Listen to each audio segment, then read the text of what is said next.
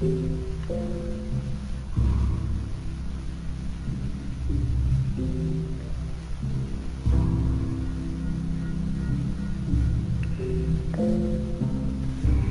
to Gnostic Warrior Radio, broadcasting from GnosticWarrior.com in San Diego, California, to around the world. This is episode number 15 with our regular Gnostic guest, Jordan Maxwell. Jordan is one of the, if not the most modern of the world's experts in the hidden occult and magical world we live in. For over 50 years, Jordan has researched the unseen world and darkness to bring us the light. I like to call Jordan Maxwell a fellow modern-day Gnostic and a friend. You can find out more about Jordan at jordanmaxwellshow.com. Again, that is jordanmaxwellshow.com. And for more episodes of the Gnostic Warrior podcast, please go to gnosticwarrior.com for 14 more episodes just like this one. Okay, great. I'm excited for another great discussion. Hi, Jordan. How was your trip to Arizona? Well, it's beautiful. I went to Flagstaff, and Flagstaff's 7,000 foot up. It's quite a ways up. I didn't realize it. So it has its reaction on a 72-year-old guy. So, but it was beautiful up there. I mean, the sky's gorgeous, and it was really nice up there. But I'm used to Southern California, so I was just tired most of the time, slept most of the time, because it's just so high up.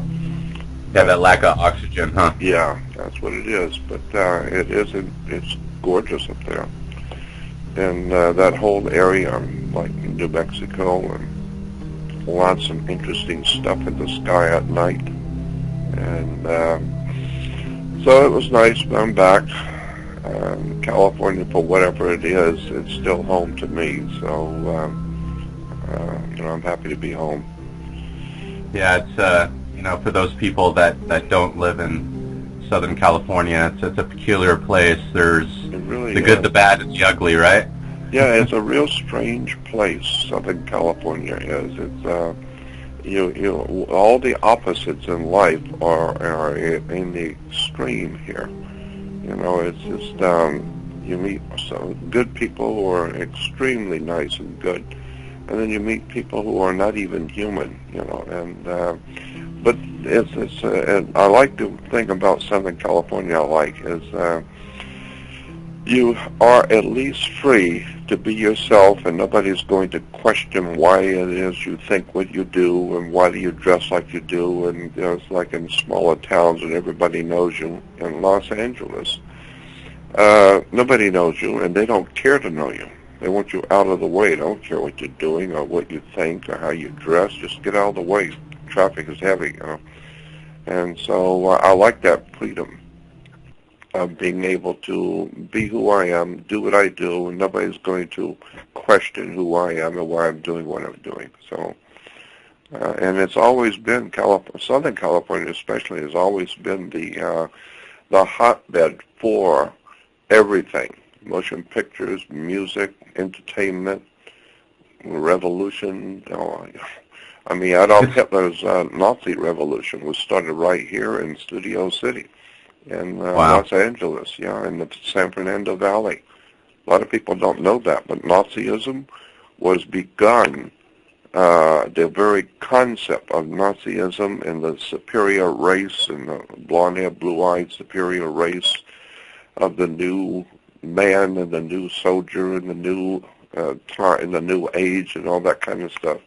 That was all actually begun right here in San Fernando Valley, northern suburbs of Los Angeles. It didn't start in Austria or Germany. It started right here in Los Angeles.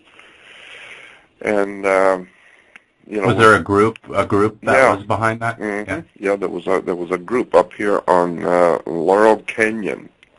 From what I've gathered, it was up on Laurel Canyon, which is a mountain range. It's called the Hollywood Hills, but it's a mountain range dividing the northern suburb of Los Angeles, which is called the San Fernando Valley. It's huge. It's an enormous place, but it's just a suburb.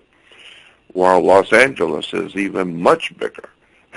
But because in the valley, you can start on one end of the San Fernando Valley in the suburb and drive at, say, 65 to 70 miles an hour, and it still takes you about 30 minutes to get across from one end of the valley to the other. And of course, to the listeners out there, this is all Los Angeles County, and of course there's a Los Angeles City as well. That's right. L.A. County is huge. It's just enormous. You can start at the very tip, the north tip of Los Angeles County, and with no traffic. If it was totally at 3 o'clock in the morning and there's virtually no traffic, you can start at the north end of the county of Los Angeles and drive at 70 miles an hour, and 2 hours later, you're still in the county. At 70 miles an hour, you're still in L.A. County. And so it's an enormous place, and it stretches all over Southern California.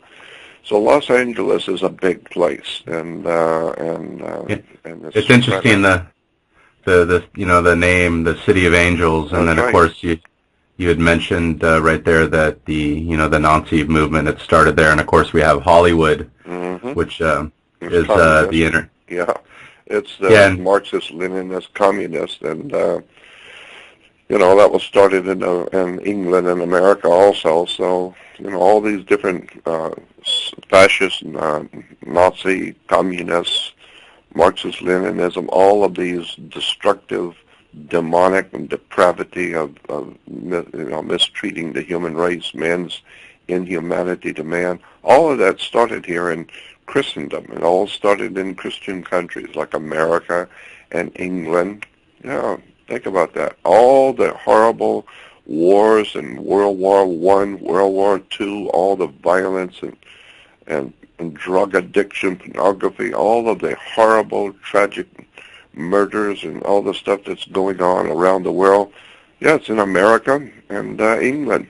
It's in Europe, the home of the white man, the home of the Christian religion, and so that tells you something about Western Christian civilization. We are the home of Nazism, communism, fascism, all of the totalitarian banking and racist stuff. I mean, it's quite a tribute to pay to Christianity and what she's given to the world. And so, the people in the East, they've done their stuff too for thousands of years, but we've got them beat, because while they fighting each other, thousands of years ago with spears, now we blow up whole continents. And hasn't this always, been the goal? As far as, of course, you have the government, and it's just to perfect how, of course, you conquer, and then how you rule as well. Yeah. And right now, of course, they say we live in a democracy, but it's really, like you had mentioned, all those different isms. Yeah. With California, we have, I'd say it's a big socialist state with how it's ran. Oh, yeah. Everything here in California is the police stopping you, your papers in order, the SS, the Gestapo, they wear the jack boots, the big high boots. They're all in black, all the, and everything is very, very, very militaristic. Everything, the police department, sheriff, law enforcement, period, courts, everything is militaristic. It's militarized. I mean, everybody stands at attention with white gloves and salutes, and everything is, are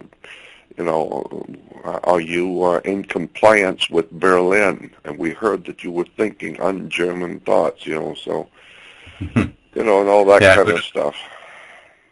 Yeah, it's amazing that we haven't got there yet. Of course, we have the recent revelations with the National Security Agency and the Snowden gentleman revealing all this information, which of course I know you knew, Jordan. I mean, this isn't. We all know it. It was quite revealing to me that there is still in existence good people who are honorable, who saw what was going on and did something about it.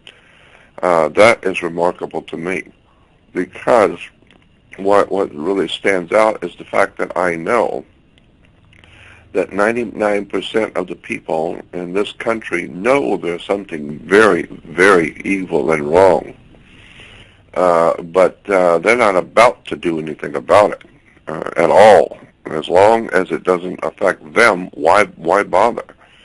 And so that was the same mentality in Nazi Germany.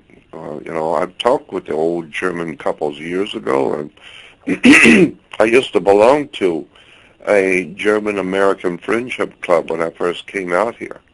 And, every month they'd have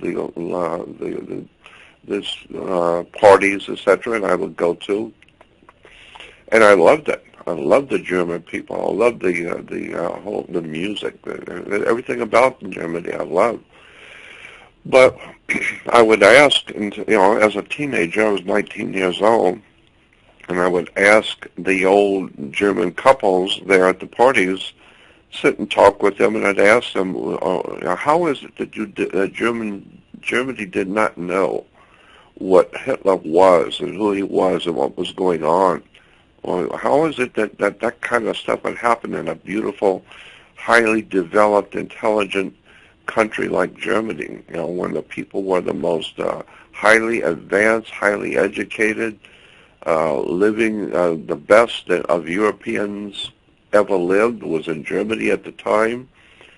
And yet Adolf Hitler comes along, and how in the world did that happen in such a beautiful and wonderful country? And everybody's answer was generally always the same. They would say, well, look, first of all, we didn't know. We didn't know what the government was doing. All we know is that they are the government. I mean, he was elected by the people, and we have to, obviously, you must be in compliance with your government, and they are the people who are in power.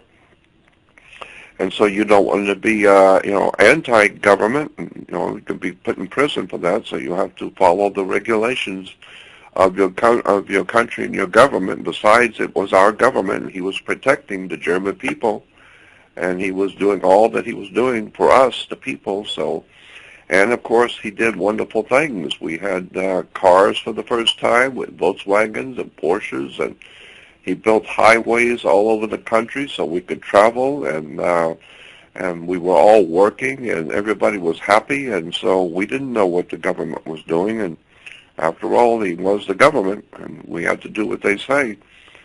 And, at 19 years old, I already had the presence of mind to know, these people are nothing but making excuses. That's what people do. Instead of owning up to what actually happened, you make an excuse. And so today, today, I know what happened. People knew what Adolf Hitler was doing, but they don't care. That's quite simply, they just don't care. They don't care as long as they have a job and they got a new Volkswagen, they got a new car, they got new radios and new technologies and new things, and they are working. They've got money coming in, and they're eating. What do they give a damn about if somebody's killing Jews? Who the hell cares? I mean, just be quiet. You got a nice job and a nice home, and you're working, and you're comfortable in your security. You're comfortable and secure. What do you care if your country is in another country murdering people and slaughtering? What the hell do you care? Well, why don't you just shut up? Because what you sound like you're a member of the Al Qaeda. You could be an Al Qaeda agent, or you could be a subversive. We need to talk with the government about you, because you are bad-mouthing your Führer, and you're speaking un-German thoughts. And so I look back, and the more like the old, what was it, Santayana, the philosopher Santayana said, if you don't learn from the past, you're bound to repeat it. And so the human race has never. I mean, if you look at the history of the human family for at least the past 7,000 years, Proto-Sumerians, even before Sumeria, there were people. And the history of the human race is that people never learn lessons. They never learn. I mean, my mother used to tell me that when I was a kid. Yeah, you'll never learn, and then when you finally do learn and you finally wake up and don't do the stupid things you were doing on your bike so that you can, have a terrible accident and break your arm, you'll never learn. And but then when you finally do learn, well, at least now you know what not to do. But the kids coming up behind me, nope, they're going to do the same thing I did. And the kids coming after them will do the same thing they did, because nobody seems to have figured out the easiest way to learn a lesson is to look at other people's mistakes. I mean, we're all human, so other people make mistakes. Well, what did they do that was a big mistake in their life? Well, then you don't do it. Don't do what they did, because it was a mistake. But we don't do that. We don't learn from our mistakes. We just keep making them, which is a tribute to the human intelligence. We just keep on doing the same old thing. And somebody said that insanity was doing the same thing over and over and over, expecting a different result each time. So if you keep doing the same thing and the same result happens, and then at 80 years old you're still doing the same thing and the same thing happens, you would wonder, what is it about the human that we don't learn from our mistakes, and we don't learn from other people's mistakes? And there's another thought about there are none so blind as those who choose not to see. Well, God, that's true. There are none so blind as those who choose not to see. Well, that was the Germans doing that off Hitler's time. They chose not to hear. They don't want to know. All they know is that they're living good. Don't bother to look into what you've heard about all these things like concentration camps in Poland, all that. No, don't even bother to look at that. It would be better to choose to just look the other way, go to the parties, have the beer, and enjoy yourself, and you've got a good job, and just shut up and go with the flow. Everything will be fine for you. You know what's interesting, Jordan, is that now you talk like this, and I agree. It's almost like it's happening now, but in the opposite, almost like they're doing it to our face, and they're putting it on the news. And they're putting it in press releases, and the president is basically announcing some of these things that they're doing, and it just, a recent, I don't know if I'd mentioned this to you before, Al Gore had went on the Ellen show, and he disclosed that, we're, basically spraying chemtrails in the air, and it's sulfur dioxide, and they're attempting to block the sun. So he basically admitted, and they were spraying sulfur dioxide, and I think it was something like 90 million tons a day into the air. And, this was on national TV. And, of course, we have this NSA thing. We have CIA scandals, and it's just one thing after the other. And it seems like it's just picking up speed, if anything, and not reverting. And the people aren't doing anything, from the bankers' bailout, billions of dollars. And these people are losing their homes and their jobs as they're taking trillions that we got to pay back in taxes. So we actually have people that are getting affected by these decisions and what they're doing, but they're still not doing anything. It's almost like they're testing them to see, hey, can we do this? Can we really screw them? And they lose everything and see what they're going to do, and they don't do anything. Yeah, it's interesting to watch. It's very instructive to watch the way the human race, we humans, react. Albert Pike, the Grand Master of all world Freemasonry, many years ago, back in the 19th century, Albert Pike wrote Morals and Dogma was one of his books, and in it, I remember in the first few pages, he talked about in order to control the whole world, you don't think in terms of races and peoples. in order to control the world, which I thought was brilliant on his part, only understand how a human works. Just understand how a man operates, how a woman operates, how a child operates. You don't have to know all the people of the world. All people are human. They're all men and women and children. So just understand how a man is put together. And what affects a man affects all men. So therefore, narrow your studies down to how to control a person. Because all persons are people, and all people are the same. Men are men all over the world, women are women all over the world, and kids are all the same all over the earth.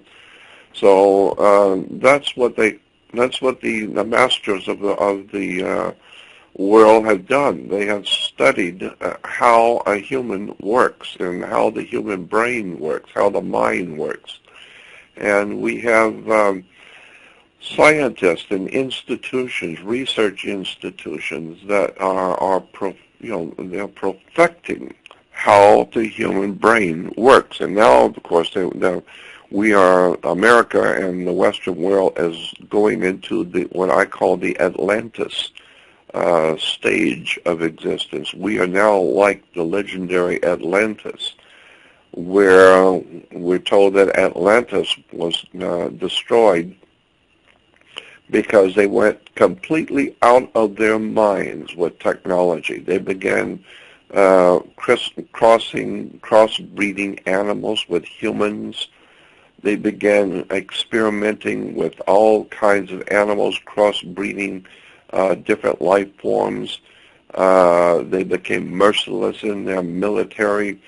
It was a great empire this is what the stories were about the ancient system of Atlantis. Well, the more we change, the more we stay the same. Today we are the new Atlantis. We are the new order of the world in which we're crossbreeding animals with humans. Hell, they were doing that a long time ago. They were doing that in Germany. They were doing that in the Caribbean, crossbreeding humans with animals. And they come up with killer bees. We haven't heard anything about that for a long time.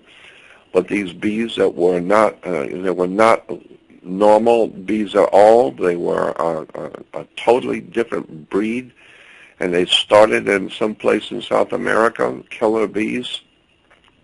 Well, we don't hear much about that now because we got even bigger problems. But the point is that it was known in federal documents. I had documents on where this killer bee stuff came from and how it started, and it was an experiment, some kind of a CIA or USIA experiment, crossbreeding creatures with other, crossbreeding animals, crossbreeding different life forms, and one of them got out, somehow or another got out of the cage and began to reproduce itself, and it became known as killer bees. Well, there's all kinds of creatures that we are now finding. We hear about chupacabras. Well, there is something to that. It's now, naturally the powers that be tell us everything is fairyland, everything is just movies. There's no validity to anything. Just go about your job and don't worry about it. But there is something to this idea of strange creatures. All you got to do is go on the web and just put in strange creatures. My God, you can sit there for 3 hours watching home movies of people made with their own cameras and home movies of all kinds of strange two-legged creatures and four-legged creatures, and it's an amazing what kind of life forms are on this earth. And there's no doubt in my mind, a lot of it comes from us. We humans have been messing around with crossbreeding, with test tube babies and all that kind of stuff for years. They've even made movies about that. So what we're doing, is we're toying with God. Yeah, I agree, and it makes perfect sense, Jordan, because, a perfect example would be, the dog and the cat. Those aren't, those are a result of us, of mankind. And if you look at the cat, nothing against cats, but I'm allergic to them. But they're kind of psychopaths. They're one of the few animals that kill for no reason, not just for food, but they kill just multiple times Yeah. just to do it. And that's one of the few animals, besides of course man, that does that. So that's why so many humans love cats. Interesting, huh? Yeah, that's why we vote for Democrats, because that's why we vote for Democrats and Republicans, and that's why we're called a democracy, because a democracy means a rule of the people, and that's why the people love to have their rulers like them. They don't want a ruler that doesn't look like them, that doesn't believe like them, that doesn't live like them. So if you want the mayor of your city, you want him to be like you. An old boy that drinks beer, and he's a good guy, and everybody knows him, and everybody likes the family, and so we'll vote for Charlie, because we know him, he's a good guy. Hey, Jordan, we're having a little audio difficulty. How do I sound? Yeah, you sound fine to me. Okay, and now you sound fine now. Okay. Okay. So, so that's what a democracy is. The people, vote for who they want, and that's the way it works. That's a and we talked about that's a whole different subject. Yeah, and we talked about that briefly last time, that the government has to be worse and more of a tyrant than the people. And if you look at the people, we're a sinner's paradise here in America. Mm-hmm. Yeah. So naturally, the government's going to be a little bit worse and a little bit more sinful. Yeah, because they're in charge, and so they, like Dick Gregory said many years ago. Dick Gregory said, the government is big and what you are small. They represent you. They're humans like you. They went to the same schools you did in your country. They grew up in the same. They grew up in the same, environment you did in your country. So, but now they are the leaders of your country, but they come from you, your people, your customs of your country, and so they are like you. But now they are in government, so they are big, and what you are small. You're checking out the women's breasts while they're checking out the gold mines in South Africa. And you cheating on income tax $50, they're cheating on the nation, billions. And it's because they are doing what you do. And after all, that's good, because that's a democracy. See, you voted for people like you. Yeah, you're worthless and a criminal, and so are they. But they're just bigger criminals. They got bigger toys. I was going to say, but every now and then in every town, there's always a couple of people that were known in every town to be really, really decent, wonderful people that everyone knew. But but they're gone. Thank God they're dead and gone. And so there's always going to be one or two good people in government. There's always going to be a Daniel, like in the Bible. There's always going to be a Daniel in government that's good, but that's one. The other 750,000 are all criminals on the take, etc. So that's why I always say, you're not going to change anything. I mean, when has anything changed in the past 7,000 years? When? And that's just, it goes back to the nature and science of man and how they are, and it's the sex, it's the food, it's the security. So if you give you tempt a man with some money, a little bit of sex, and some other things, and keep him busy and give him some security, he'll look the other way. And most important is the ball game.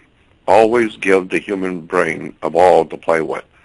I don't care if it's a football or a tennis ball or a ping pong ball or a baseball or a soccer ball or a kickball or a golf ball. And now it's of course an iPhone and an iPad and. Yep, an eye this and an eye that. Okay, it tells you where we are as a civilization. I, me, my phone, iPhone, I this, I that. And so it's divide and conquer. See, nowhere in the world are people more divided than in America. We don't, at least the French, when you're in France, the French let you know that they're French, period. You don't like it, go home. And when you're in Germany, they'll let you know they're Germans. You're welcome to be there, but they're Germans, and they think German.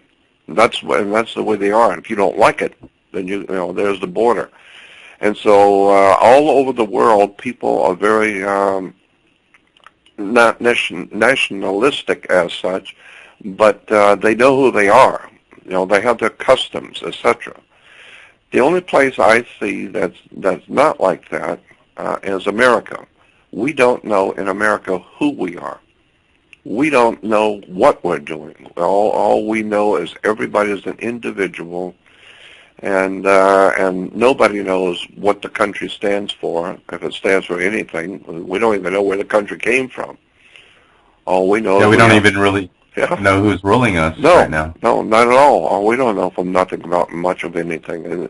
And of course, it doesn't really matter, because the more important things in life are, take the time, so we don't care about trivial things like who's ruling you and where the laws come from and who prints your money.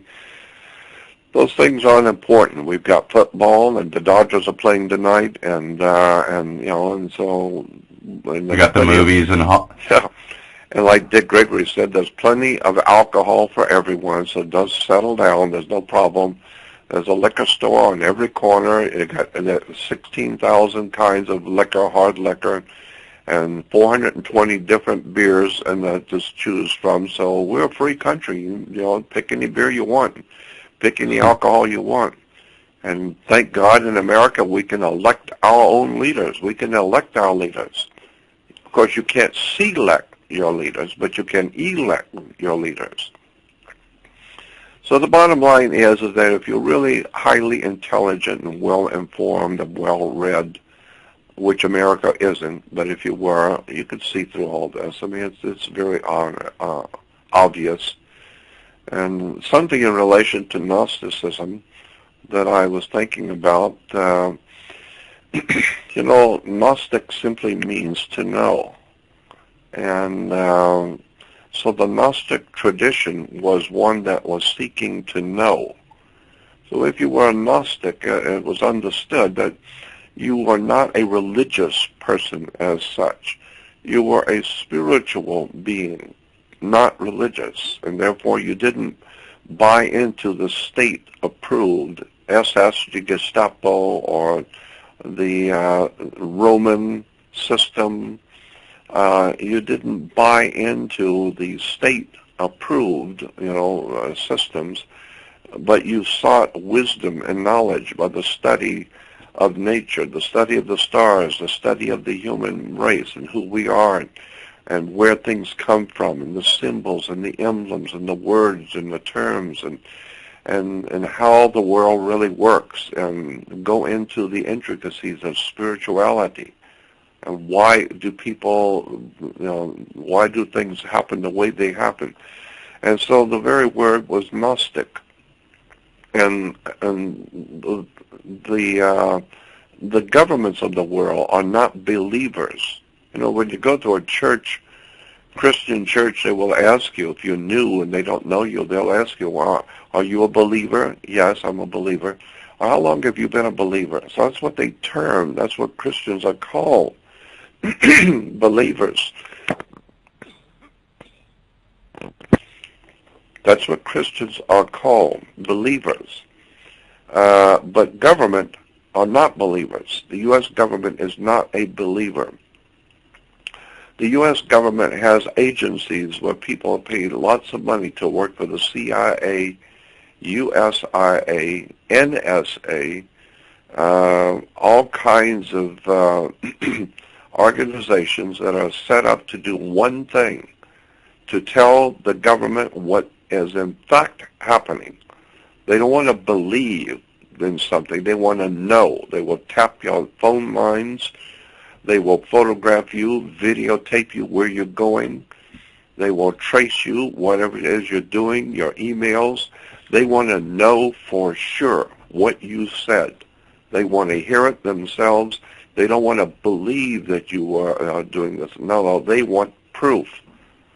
And so this is, and I understand the concept. I mean, if you got a big corporation, and you need oil or rubber or glass or any kind of natural,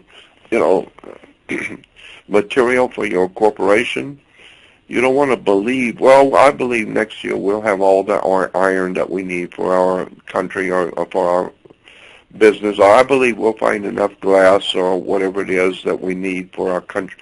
No, you better find out for sure, where is that raw material? Where is it? Well, that happens to be in South Vietnam. Well, you better make sure that in 5 years or 10 years from now, we will have access to that rubber and that glass or that oil or whatever the material is. We want to know for sure. Well, the only way you can know for sure is if the government, if the president of that country is willing to deal with you. So we go over there and talk with him and see if he's willing to, and his government's willing to give us the iron ore, whatever it is we need, 10 years from today. And they say, no, we don't like you Americans. We don't want to deal with you at all. Well, now we got a problem because we got General Motors that needs glass for their cars. We got General Electric that needs metals and irons and all these different metals and all these different, natural resources. And now you're telling us that we're not, that next year when the new government comes in, they're going to shut down all trade with America and they don't like us anymore. Is that what you're telling me? Well, we've got, 560,000 people on our payroll, and the people like to eat. And we've got investors that have invested billions of dollars in our corporation. And we're known all over the world. And you're going to tell me that we can't have the rubber from your country next year? Do you know what that means with us? And do you know how that's going to impact us and our economy? So we don't want to believe that we're going to be shut off next year. We want to know for sure. And if we're going to be shut off next year because of the person that you're putting into power next year who's going to do that, well, we'll kill him. How do you like that? See, therefore, we will see to it that somebody that is favorable to us will be put into office. So, take that and smoke it in your pipe. So we're not asking you, we're telling you what we need. Well, the same thing is true all over the world. People generally believe things, but government doesn't want to believe. They want to know for sure. And that's what I'm making this analogy, because this is what Gnosticism basically is doing. Gnosticism wants to know. It studies the spirituality of the world, of the ancient history, of the world of mankind, where we came from, what the words mean, the science behind human life, so that we can actually, in fact, as humans, begin to grow and appreciate spiritual things better. While, we don't believe anything. I want to know. I want to know what's out there. I want to understand the spiritual implications of doing things right and wrong, and I want to understand the heavens, etc. So I'm just saying that I've been to Dr. Stephen Haller here in Los Angeles, is a great Gnostic minister, and I just love and fascinated by going to the Gnostic church when I have a chance to do it, where he is able to sit and talk for hours about different religions and different concepts and ideas and belief systems and where they've come from, and what an incredible wisdom and knowledge this man has. And, of course, Manly P. Hall was a dear and close friend of mine, and I used to listen to all of his lectures explaining where things came from, where the different religious ideas developed, and where did it start, and what does it mean? What do these terms mean when you say that someone was resurrected? What does that mean?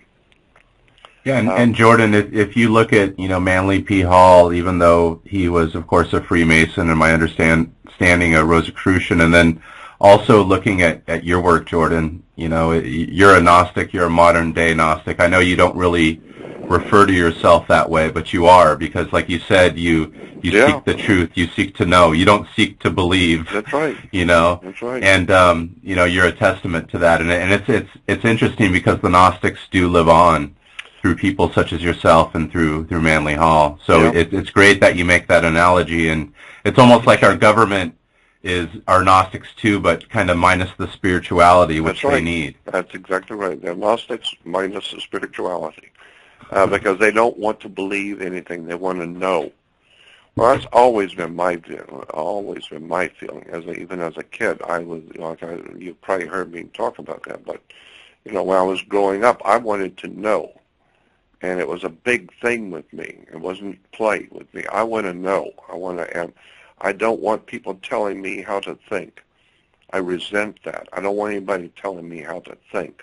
I can think on my own, and I'm not stupid, and I don't appreciate people thinking that they're BSing me and telling me something and laughing at me behind my back because I was foolish enough and stupid enough to believe them. No, I'm respectful of all people and all beliefs, and I respect people, period. And the idea of an individual having their own personal beliefs, I respect that on the basis of law. But in life, I want to know. I want to read and study and research and find out where things have come from, what the words mean, where they developed. And the more you do that, you end up like I did. Well, if these different ideas in religion, if they actually came from pagans and ancient civilizations that came up with these ideas. The Egyptians come up with the ideas about resurrection or the God who dies on the cross, etc. Well, where did that come from? Then you begin looking back. There was an old story someone told me many years ago that the guy just got married, and his new wife, she's cooking a ham, and she cuts the ends off of the ham. And was cooking the ham, and he asked her, so why did you do that? Why did you cut the perfectly good part of the ham, but you cut off both ends? And she said, no, that's what you have to do when you're cooking ham. That's part of what you do. He said, well, where did you hear that? And she said, well, my mother. Now, my mother grew up in a time when everybody knew that you have to cut off the ends of a ham. So he said, so he went to the mother. He said, where in the world did you ever get that idea? You have to cut off the ends of the ham. And she said, everyone knows that. Even grandmother. My grandmother used to tell me that. So I went back to the grandmother and said, where did you ever come up with the idea of cutting off the ends of a ham?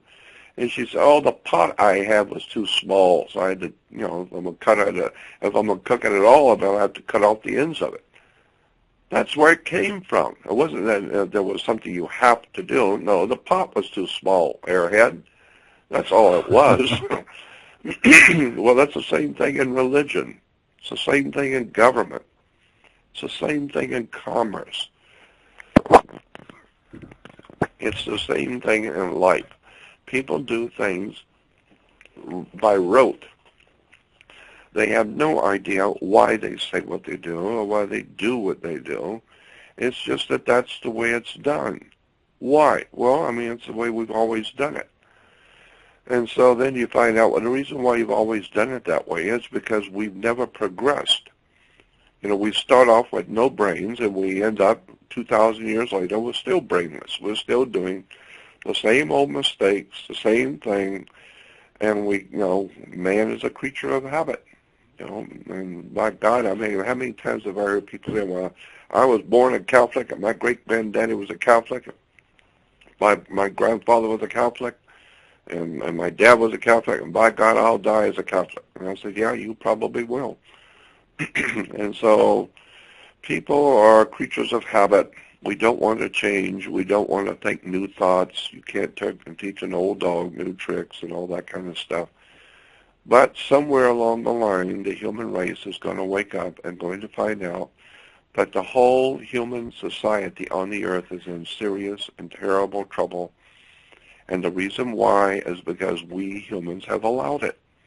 We just don't care. We don't care about liars and thieves and criminals. You know, there's a scripture in the Bible in the New Testament story of Jesus that's very remarkable. The whole New Testament is extraordinarily important and remarkable, and the whole story is encoded with profound wisdom and knowledge. The New Testament story of Jesus. That's why government is trying to get rid of the Bible, because it does contain profound and important lessons and knowledge. But there's a story in the New Testament about Jesus that says that Pontius Pilate, once a year, the governor in Jerusalem was able to release one prisoner to the people. That was a custom. And so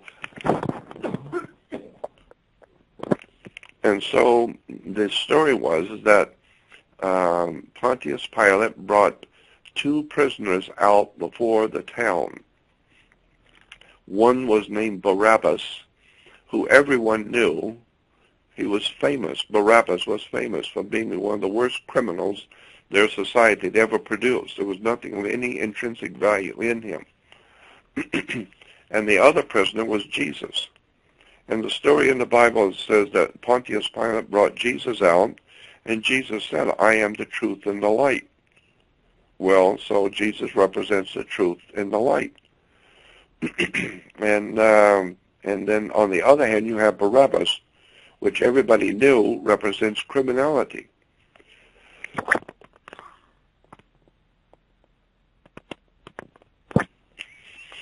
And so Pontius Pilate says to the audience and says to the town, "Here on the left I have Barabbas, which you all know, and on my right I have Jesus. Which one do you want? I can release one prisoner." This is what the Bible says. It's in the book. It's in the New Testament. "I can release one prisoner to you. So which one do you want?"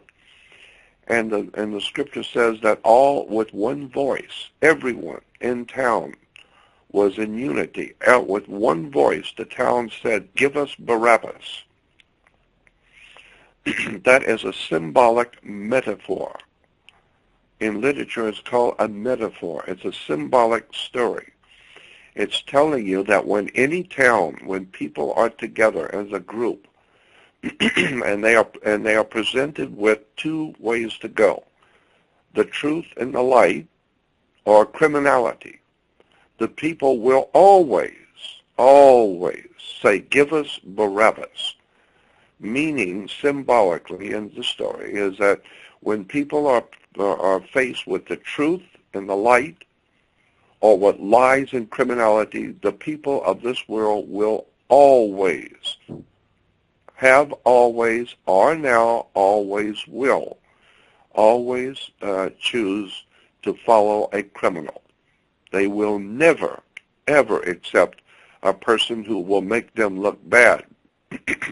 They will never choose Jesus or the truth and the light. So that's why people like Ron Paul is talking. When Ron Paul was running, the media almost didn't even want to even acknowledge he even was alive. They don't even want to talk to him. I mean, don't include him in nothing. Why? He's almost considered like a circus because it's the truth and the light. That's right. Because what he's talking about is the truth. And like Mike Nicholson said, and a few good men, you can't handle the truth. And then Tom Cruise said, "I want the truth," and he said, "You can't handle the truth. The real truth is you're as dirty and lying and corrupt as any people have ever been on the earth. You murder, you're filthy, you're drug addicted, you're into pornography, violence, drugs, corruption, filth, drive-by shootings, gangs. Your society is corrupt through and through. There's not one institution in your country that is not totally and thoroughly and evil and corrupt, period." That's why when a man like someone who is bringing you the real truth and the light, the whole country wants nothing to do with him. I understand. I'm not stupid. I know where it's going. I know who we are and where we're heading, just like Atlantis, just like Nazi Germany, just like the Soviet Union, just like Russia became the Soviet Union, and later on, after becoming a full-blown communist Soviet Union, it collapsed. Well, naturally it collapsed, and because it was worthless. It was a horrible, terrible, treasonous way to treat people in the Soviet communist bloc. Well, you would think, Jordan, that they would learn from their mistakes. So basically, I agree with everything you're saying, and if you look at how we're, controlled right now, they pretty much got the game sewed up. We got you now, like you had said. It's true. And you look at the World Wide Web. I mean, you look at the name; it's almost like a joke in our face. It's like, oh, we don't get to surf the web; we get caught in the web. You know what I mean? That's what a web is. Exactly. Yeah. So you almost look at that, and I go, okay, if you look at the past history and all those different collapses, it would make sense to them to go, okay, we got everything sewn up, we're in control. 99% of the population, or whatever it is, 95 is pretty much going to go along to get along, like you say, That's to right. coin Jordan. And why don't they take out that which might take down the system and just keep in the controls to keep the 95% happy, and then eventually repair those different parts in society to, I know their goal is to keep us enslaved, but isn't there a goal to eventually have some type of Platonic society, after it's always darkest before the dawn, and I see this as a dark time in our history. But do you think that there might be a dawn coming up, a light ahead, or is it always going to be dark, and this is the bullshit that we're going to live for the rest of our lives? Well, what you're asking me for is a subjective opinion. It's just my opinion. I've been looking at it for 53 years, but my answer would be just my opinion. My opinion is, and I could be wrong, but I think we're lost forever. I think it's gone forever.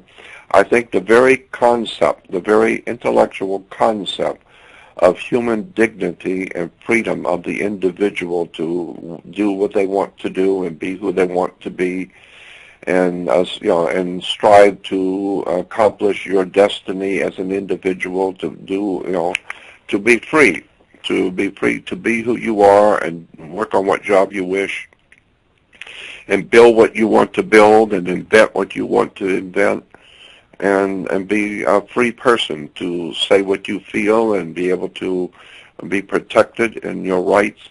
I think all that concept and all those ideas of freedom and liberty and justice and all that, it's just my subjective opinion, but I think it's gone forever, period.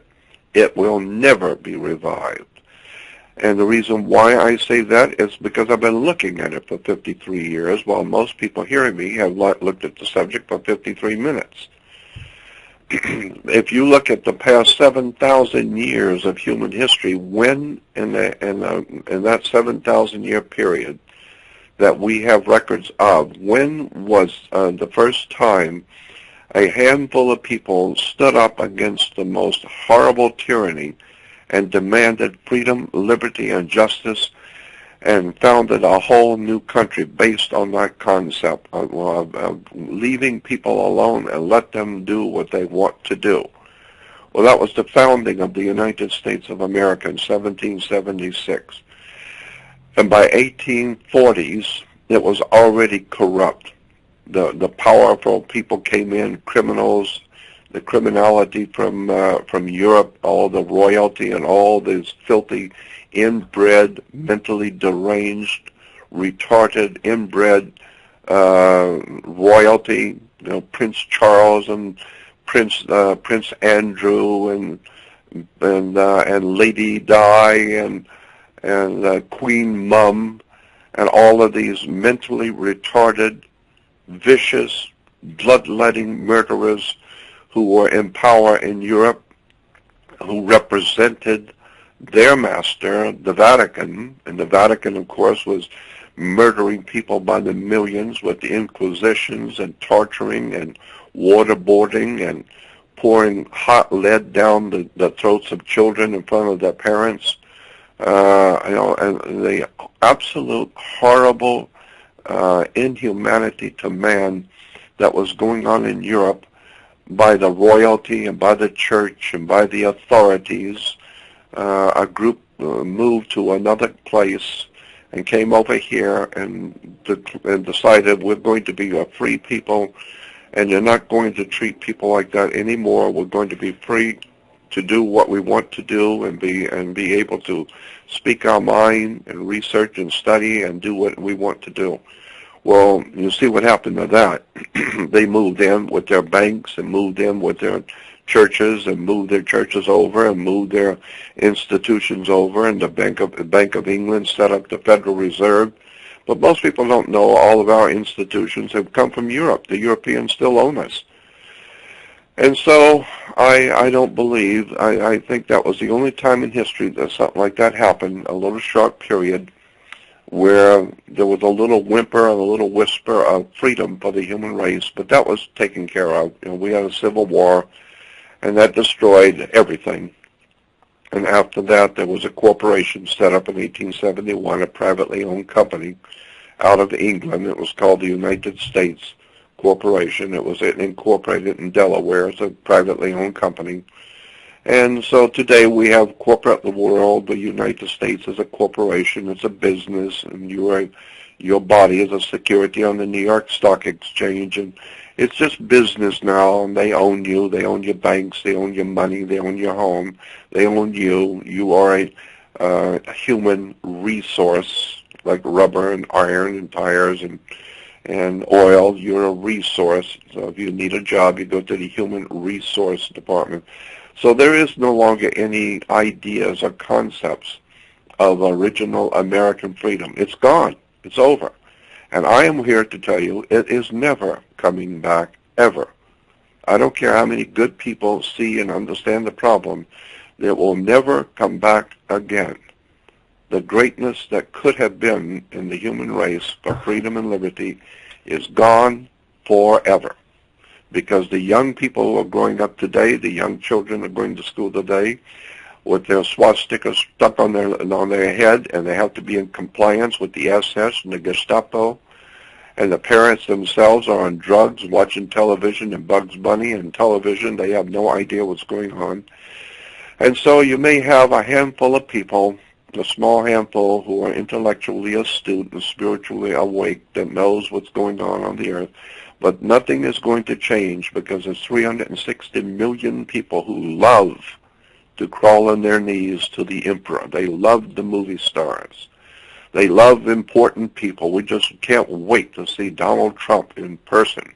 We just can't wait to see the Queen Mom because humans are, that's who we are. We just love to fall on our feet before our masters. And so it's over. It was a good run. I appreciate what the Founding Fathers tried to do.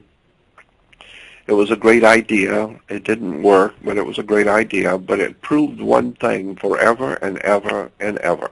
One thing was proved by America that will live on in eternity is that human race is not designed to be free. We've proven that over and over, but when America finally ultimately proved it for sure, that the human race will never, ever really be free ever again. It was a little silly idea that popped up in somebody's mind because it was so terrible and bad in Europe that they came here and wanting freedom. But today, Americans and people generally speaking around the world, they have no power, and they know they have no power, and each day, every 24 hours, the earth and human society on it moves closer and closer to a dark, dark Armageddon world that's coming. And the little children you see in the streets going to school, the third and fourth grade little children, the parents picking their children up, never realizing that it's over for them. It's over. The people who run your country are fascists, communists, Nazis, SS, Gestapo, Mafia, La Cosa Nostra, Your economy is based on the drugs of the Medellin cartel. Your whole world is finished. There is no longer any freedom. There is no longer any human dignity. There is no longer any of that. There's only the government.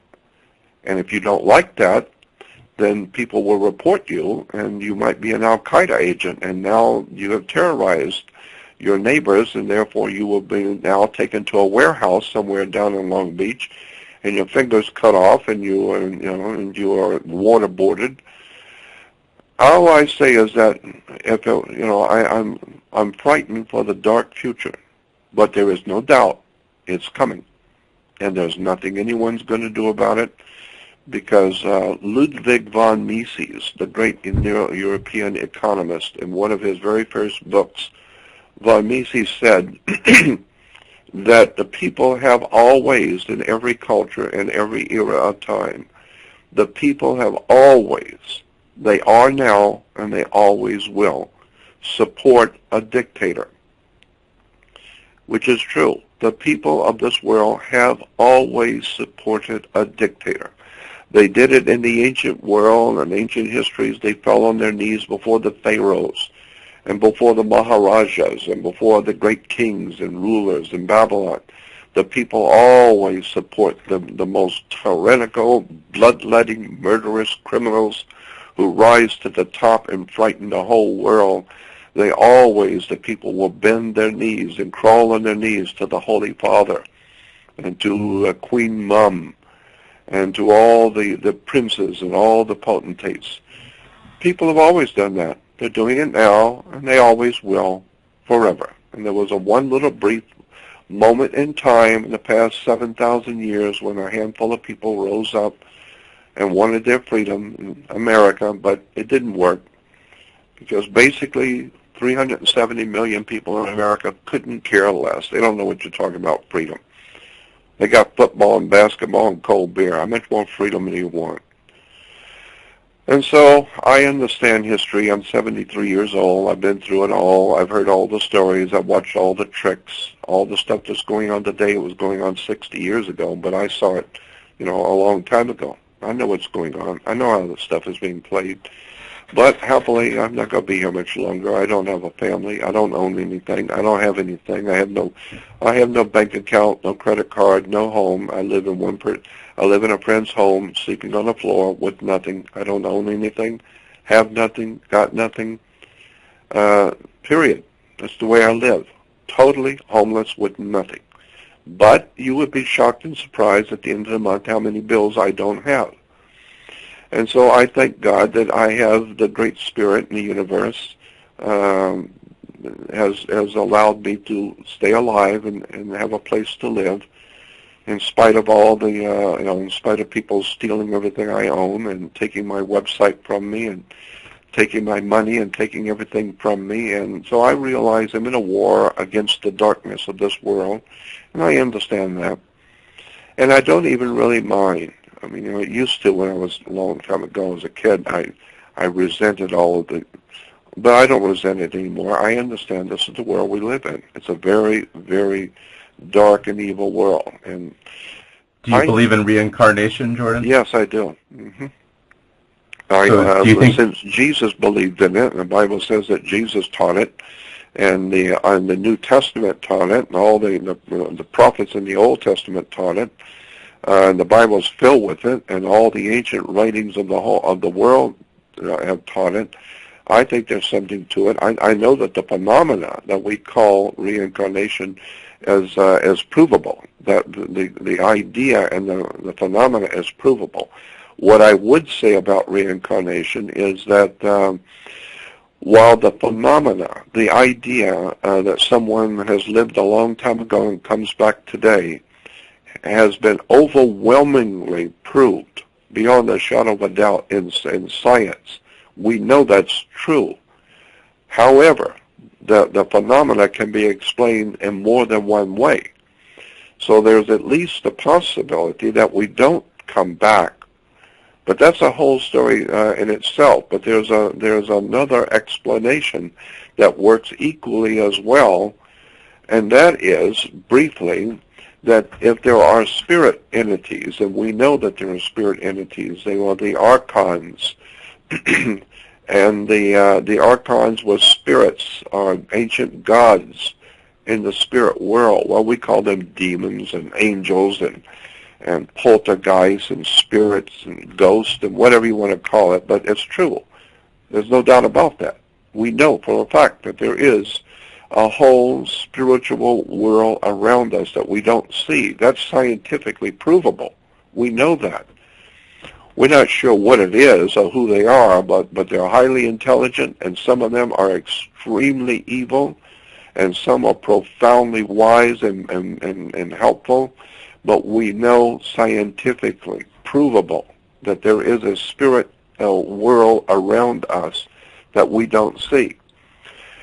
And so my feeling is that we have we've lost our country, we've lost our money, we've lost our homes, we've lost our destiny as a people.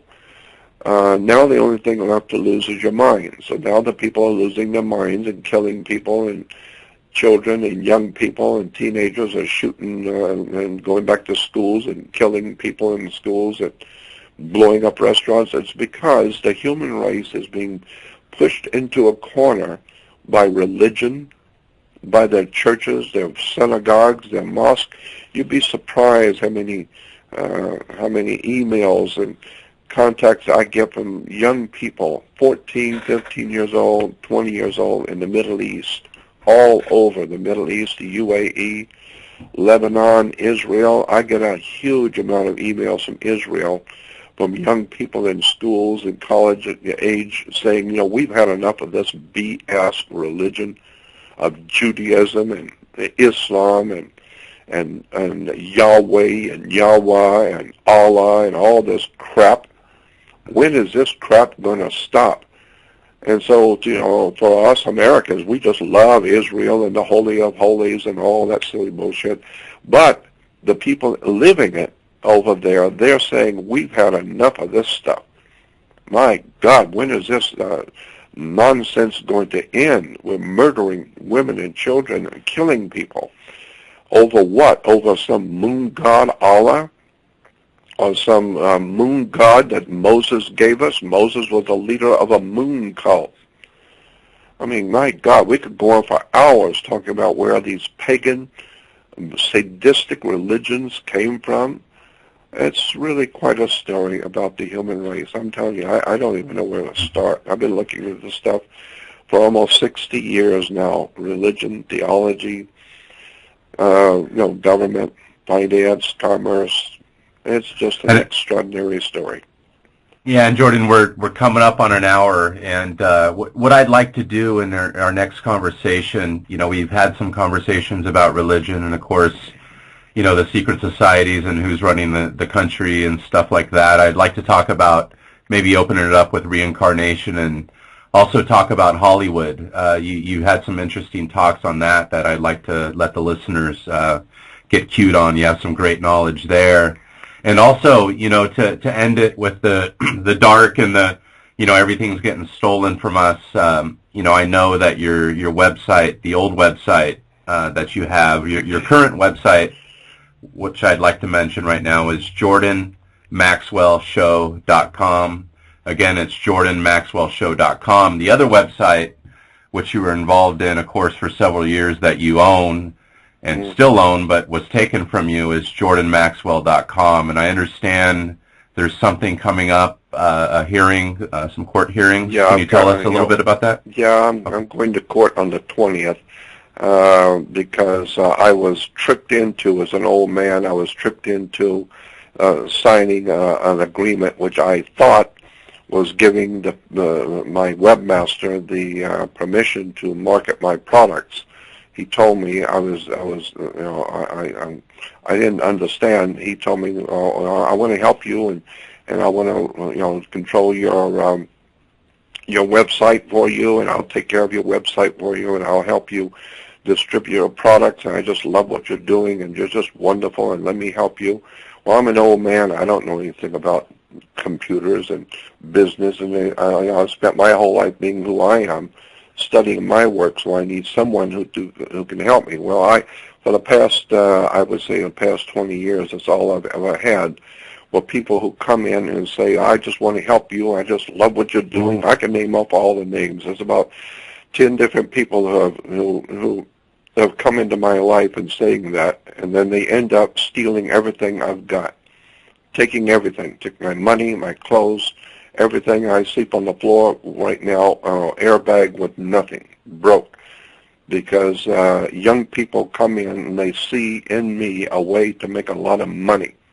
So we get this old man and have him sign this paper under the idea that this gives us permission to market his products and take care of his website. Actually, what it says is that I gave away my life, my work, everything I've ever worked for, everything I've ever done, doing now, or ever will do, forever and ever for $1, period. It's gone. It's over.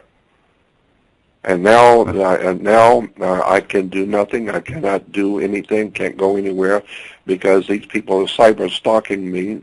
They will, if I'm invited to speak at a conference, they will contact the conference and say, Jordan Maxwell cannot speak at that conference. He cannot do this. He cannot do that. We own him. We own his body. We own his voice. We own his intellectual property. We own his products. We own his website. We own his bank account. We own it all. He is our possession. We own him.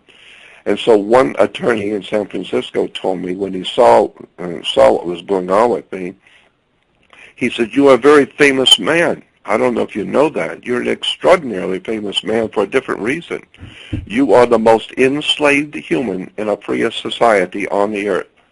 If America's a free country, look at what they've done to you, taken everything you own, and you sleep on the floor penniless by some young thugs who tricked you into signing something because you were old and you didn't know exactly what you were signing, and they had a lawyer there. You didn't have any lawyer. You didn't have any representation, and they took from you your life, work, everything for $1 and left you for dead. And you're an old man, you're broke, and you have nothing.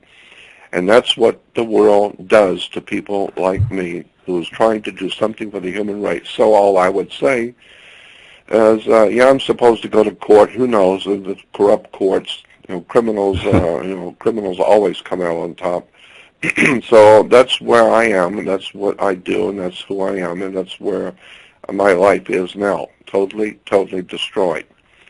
So hopefully, I hope that God will allow me, and the Great Spirit will allow me to go to court and get my life back and my work and my money and everything that was taken from me by trickery and by deceit, by criminals and gypsies and all kinds of crazy people who want to own me and control me or destroy me. And there's all kinds of stuff out there on the web about me that these people have put out there, lies, and I don't have anybody to fight. I can't fight it. I don't have anybody. The attorneys look at me and just shake their head, and they can't believe this stuff is going on. But I can't do anything about it. I mean, I'm just happy to have a place to sleep. Yeah, you're gonna have an attorney help you out just for a little while and see where it goes. Yeah. I've got a friend who came in and said, "I'll try and do something to help you," but these people are absolute criminals. There's no doubt about it. Anytime a young person will have an old man, 73 years old, sign over everything he's ever done in his whole life for $1, period, and take everything, that's criminal. No, I agree, Jordan, and it's bullshit. And I've seen this guy on video. I don't know who he is, and I know you have this court hearing going on. Yeah. But he looks like a slime ball. And yeah, well, all I could say is to the listeners out there, and I know you have thousands and thousands of people that listen to you a week. Please support Jordan Maxwell. Go to jordanmaxwellshow.com. Please give him $5, $10, $1. I mean, if all of us did that, this could help him, get a bed, not be on the floor, stuff like that. I'm going to do what I can for Jordan while he's here and while he's still around. I just met him just recently over the last few months, and it's been great to talk to him, and I'll always remember that. But I've been listening to him for years, and it's great that you share this knowledge, but what would be more great is if we gave back to you for doing that while you're here and not just be takers. So please, people out there, I know there's a lot of good people that do listen to you, and you guys need to understand this. It takes a lot of work to do these podcasts. You could tell, Jordan, he's 73 years old. His voice is going out a little bit. He's coughing. I know it's hot there in Los Angeles right now. It's summer. He had to turn off the AC in his room just so we could hear him, just so you guys know. So this is no bullshit, and we talk about some serious things that no one else will talk about. He educates people that about things that no one else will talk about. And please give back to the man, $1, $5, $10. And if we all did that, it could help him and maybe help him get back his website. If there's any lawyers out there here in California that are good in business or contract law, maybe shoot Jordan an email if you can give him any ideas or offer any pro bono service. Maybe they could work in tandem with the current lawyer that he has now. So please support Jordan. And again, I know you're on a negative demeanor right now because of all this bullshit and where we're going. And I know we just kind of try to be positive in the dark, And Oh, I understand. One thing I would add to that, and I thank you for your support and help. One thing I would add is that if you go on my current website, is the only thing I've got for the moment. I'm not doing any more radio shows on that webcast. On that podcast. I'm not doing them anymore because these criminals have taken everything from me, have contacted the station and said they will be sued. If I do any more radio, they're going to sue the station, so they've dropped me, and so I can't do radio anymore. I can't do anything anymore. It's over for me until I can get rid of these criminals and get my life back and get my, that which belongs to me, give it back to me. So this is future income too. They're trying to attach. Oh no, yeah. When I'm supposed to be speaking at a conference or something, they'll contact the conference and say, we will sue you and the conference and the hotel if Jordan shows up, because we own his name, we own him. We've trademarked his name in Washington, D.C. We've copyrighted his products. We have changed his bank account over to ours. We own his bank account. We own his name. We've copyrighted his products, trademarked his name. We own him. Period. And one lawyer in San Francisco told me, I thought we did away with human slavery back in the 14th century. My God, these people are actually saying in law that they own you. They own your body. They own your voice. I cannot go to a restaurant. I cannot meet anyone in a restaurant because if they find out I'm going to meet people, they will contact the restaurant and say, Jordan Maxwell cannot meet with anyone in your restaurant. If he comes in and he meets with people, we will sue your restaurant. We will sue you. Why? Because we own his name. We own him. Therefore, we own his intellectual property. So anything he might say in that restaurant, we own. Therefore, you cannot have him in your restaurant meeting with people at all because we will sue you. And the restaurants will tell me, I'm sorry, but we don't want to be sued. So it's ludicrous on the face of it what these people are doing. But I understand the rest of the world, they don't know. They just shrug their shoulders. All I know is we got a lawyer who said that we'll be sued if you come here, and we'll be sued if we have you on the radio. We'll be sued if you are speaking at our conference. We're going to be sued if we're seen with you. And so what these people have done has effectively destroyed my name, my work, my person, all of it. Destroyed everything. Listen, this is more serious than I thought, Jordan, and I thank you for sharing. And you're a humble guy, and I know you don't really like to talk about this. I had mentioned this before we started the show that I wanted to talk about it. So, listeners, this is serious. The only solution that I see right now for Jordan is donations. They can't sue anonymous donors. So go to jordanmaxwellshow.com. And please donate. Let me say this: if you're going to do that, donations, on the website, Jordan Maxwell Show, that goes to the radio station. It doesn't go to me at all. So Okay. what I would prefer, if you did want to make a donation to my work and to my person, so I can get an attorney to fight for me, just email me and or call me, and I will give you a PayPal account that my friend here at the house I live at, he has a PayPal account, and therefore anything you would donate will go directly to me. On my website, Jordan Maxwell Show goes directly to the show. But if you wanted to do something for me personally, then just email me, and that's jordanmaxwell@gmail.com. That's jordanmaxwell@gmail.com.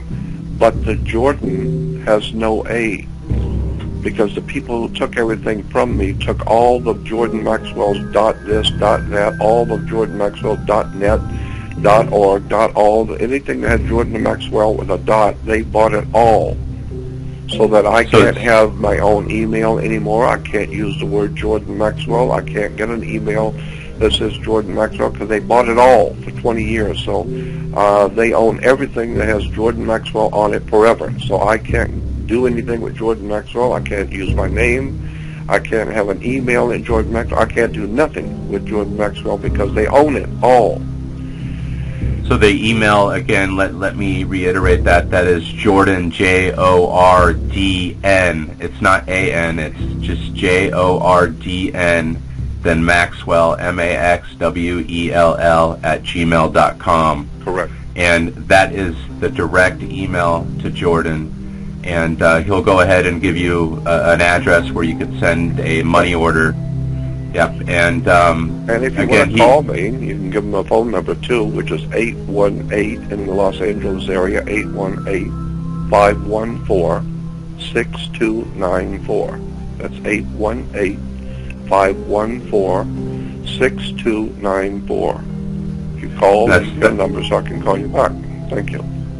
Yep, and that's generous of you, Jordan. That's how I first got in contact with you, and I did leave a message, and he called me within a few hours, and it was great, and I've been talking to you ever since. I mean, of course, not every day. You know, you're a quiet guy like me. You like to be by yourself, but you know, I know you like to talk to cool people. And again, only use this email and phone if you'd like to help Jordan. And of course, if you'd like to help him, I'm sure he'd give you 5 minutes or 10 minutes of his time. Of course, yeah. You know, I always put my phone number out there, and my email and my phone number always prominently, because I've always made myself available to the public and to the world, because I say all the time, I'm not the world's foremost authority on anything. I'm just an ordinary man pursuing extraordinary knowledge. So I'm always available. I try to make myself available to everybody. I agree, and yeah, you do, Jordan, and you have for so many years. So it's time to get back to Jordan. We're going to, again, have him on the show in 2 weeks. I appreciate you, Jordan. I appreciate your time. And until next time, take care, brother. Thank you. Bye-bye. Okay, bye-bye.